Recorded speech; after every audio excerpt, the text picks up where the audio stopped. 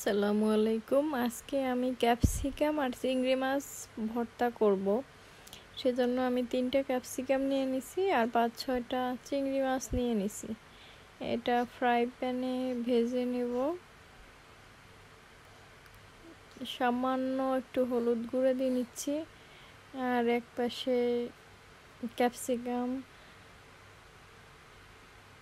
লবণ দিয়ে নিচ্ছি। ক্যাপসিকাম, চিংড়ি মাছ আর পেঁয়াজ সব একসাথে ভেজে নিব।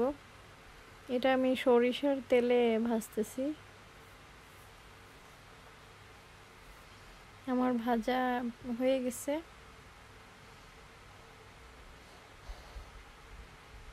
Almost done.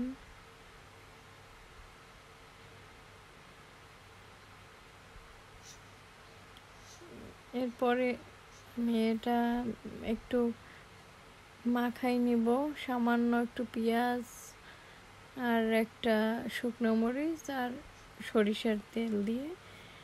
সরিষার তেল ভিতরে দেওয়া ছিল, ওটাই আর কি, আর এক্সট্রা করে দেব না। আমি মেখে নেব এটা।